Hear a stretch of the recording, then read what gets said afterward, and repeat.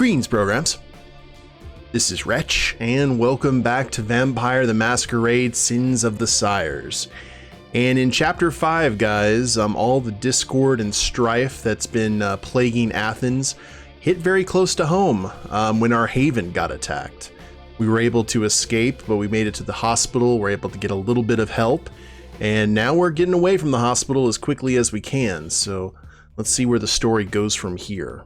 Chapter 6, The City His Cradle. You get far away from the hospital as quickly as you can. The night is warm and humid, the sky a brown quagmire overhead. Giggity.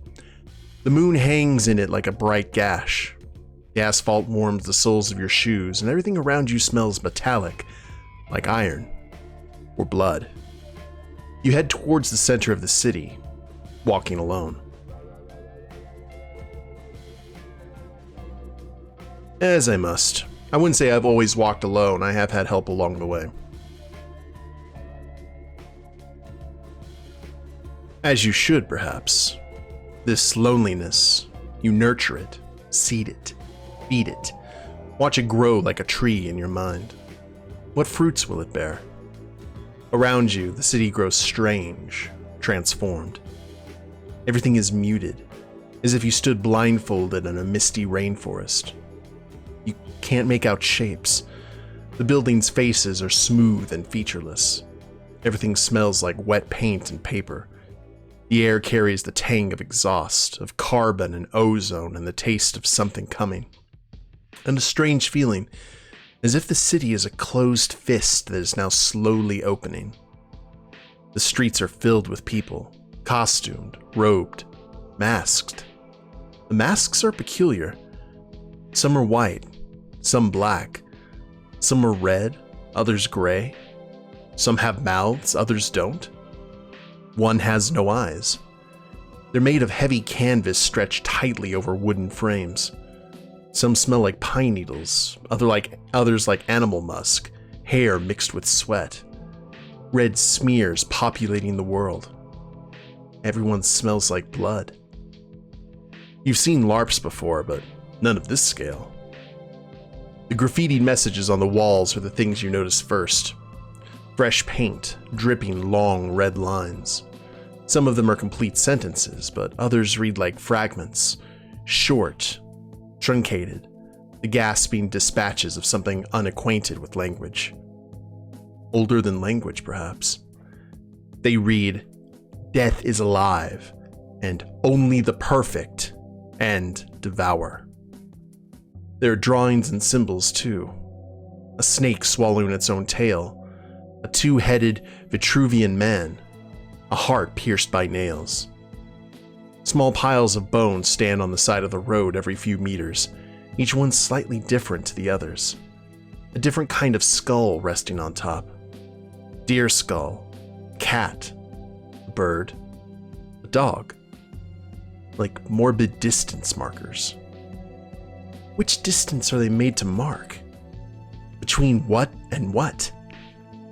Whoever organized this seems to have a lot of support, bodies to put it together, even people in high places to make sure the right permits are issued and the right people are greased to keep them calm and disinclined to complain.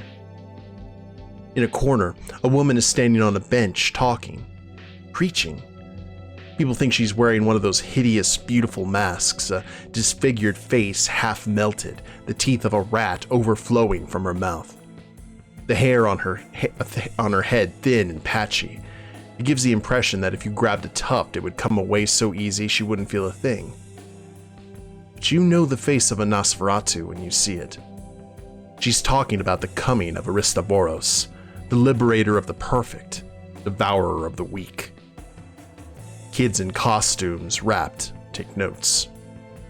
One of them approaches you. She looks young, 17, 18 perhaps, with eyes sad like only a girl in her late teens can be sad. She takes your hand without hesitating, as if she knows exactly what she's doing. "This is for you," she says. She unfurls your fist and places a crumpled piece of paper in it, then closes your palm around it again and disappears into the crowd before you have a chance to ask anything. Quickly, you unfold the piece of paper. Amphitryon is dead, the message reads. Gore is wanted for murder.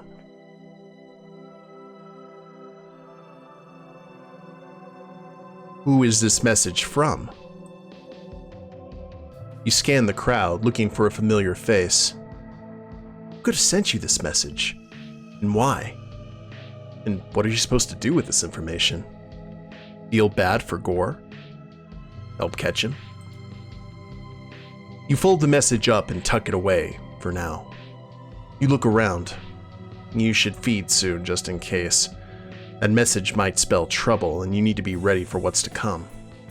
It takes some searching, but luckily, you know where to find what you need. You position yourself at one of the dozen or so corners in the city designated for buyers, and you wait. Now all that's left is to see anyone still willing to sell to you. What's our food? Oh yeah, we should feed again soon. After 10 minutes, a skinny girl in torn jeans and a shaved head approaches you. She looks at you and licks her right unextended fang. You nod. She tells you the price.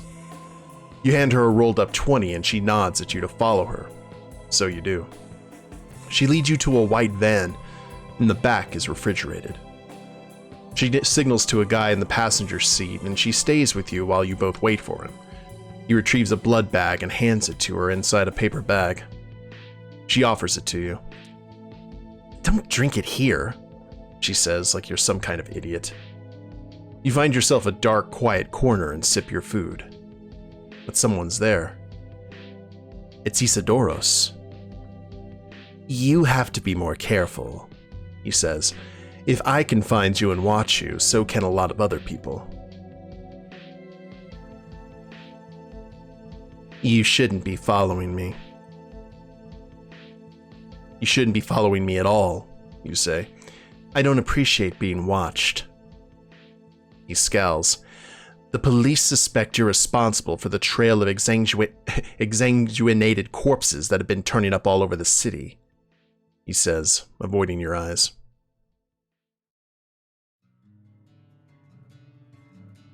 Why are you telling me this? And how do you know what the police think? He hesitates. When I came to Athens from the monastery, I was trying to find out what happened to my brother. He takes a shuddering breath before he continues. I saw things that looked like crimes, so I went to the police. He looks at you. There's one officer who is willing to hear me out. Believe me. Help me. Her name is Foutine Giorgio. I think you've seen her, too. He waits for a moment, trying to read the expression on your face. When he fails, he carries on. She's a good person. Her heart is in the right place. She wants to put things right in the city, but I fear she may make decisions that will harm you and herself. Isidoros has this woman's ear, then. Perhaps this is an opportunity.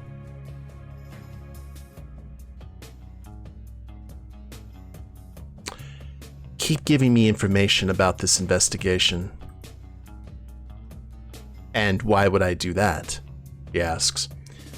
Because you obviously see something in me or you wouldn't be here. He lowers his eyes. You both know you're right. Fine, he says. I'll do it. Leaving the city center behind, you finally have a chance to go over what happened to you last night. Something stirred in you. New knowledge, new talents. Where did they come from? How is it that you're such a mystery to yourself? There's only one place for you to go looking for answers. Home. Whatever's left of it. When you arrive, a gaping hole is where the door used to be. You have to step over a pile of broken furniture and shattered glass getting in. The wallpaper was burned away, revealing the skeleton of the house. The charred remains of a book lie open on the floor. Blackened pages fall away from the spine. You think you can see a drawing of a tower with flames licking at it on its cover. You remember your vision. The dream of fire that squatted inside your brain before spilling out and becoming reality. Everywhere you look, there are reminders of your time with Markos and Persa. the detritus of a mock-up life. But their bodies are not there. Did they crumble away, or did they make it out? Will you ever see either of them again?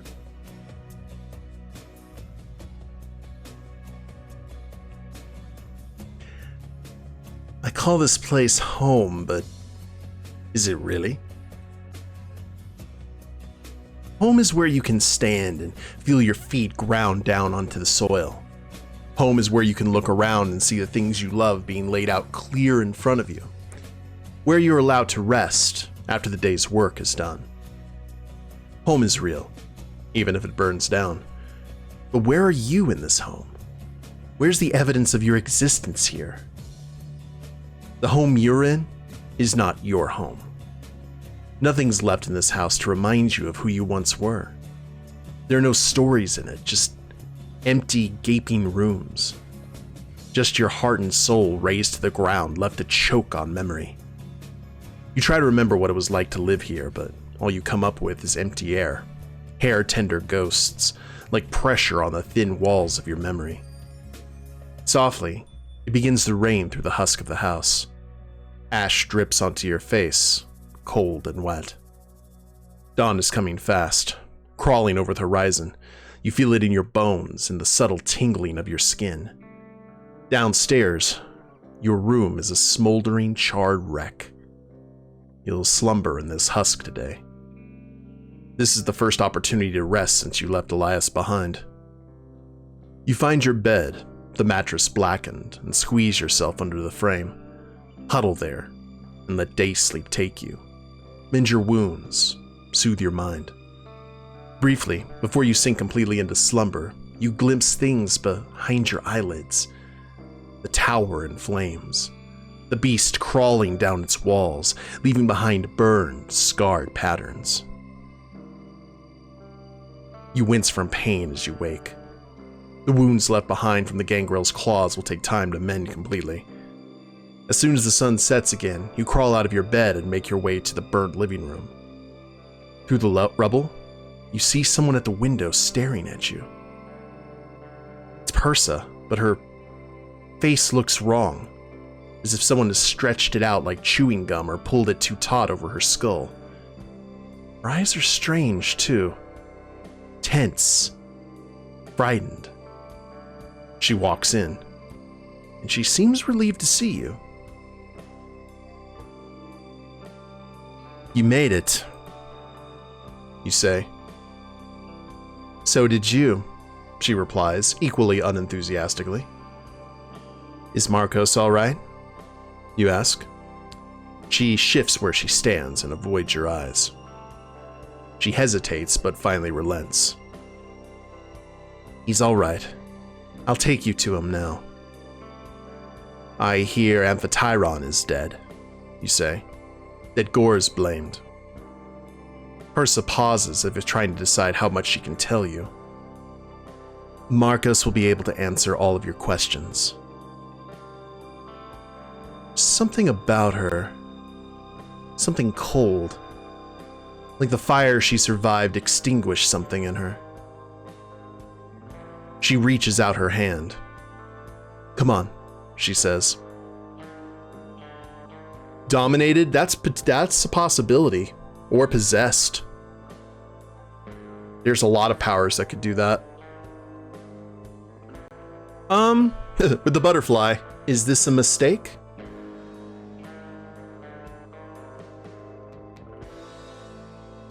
There's only one way to find out. You take her hand and she leads you out into the night. Okay. Once again, you follow, not knowing where you'll end up. And that is literally the end of the chapter after 14 minutes. Holy crap. Alright. Well, that's interesting. You were not lying, Vito, when you said that these chapters are going to be very short. But, you know what? I said that we were going to be doing an episode every time, so I'm alright with that. I think it's going to start... Vito, one real quick, how many chapters did you say this had? That was chapter 6. Did you say there was only like 7 or 8 chapters?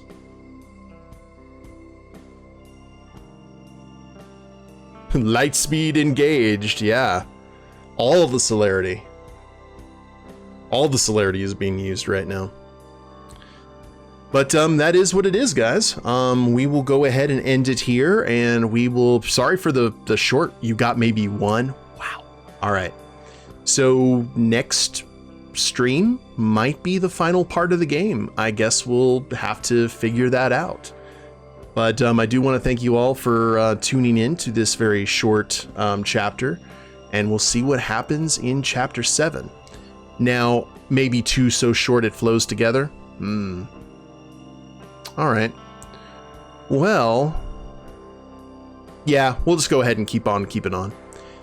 But if you guys haven't followed the Twitch channel, please do so. I try and stream on Tuesdays, Thursdays, and Saturdays with random times in between. And if you're watching the replay of this on YouTube, I have a link to the Twitch channel below, a link to Vampire the Masquerade Sins of the Sires, its Steam page linked, and a link to my Extra Life page where I'm raising money for my local Children's Miracle Network hospital via the Extra Life charity. So check out all those links if you feel so inclined. Like, share, subscribe. You guys know the drill there. And we will see you next time. Later days, everyone.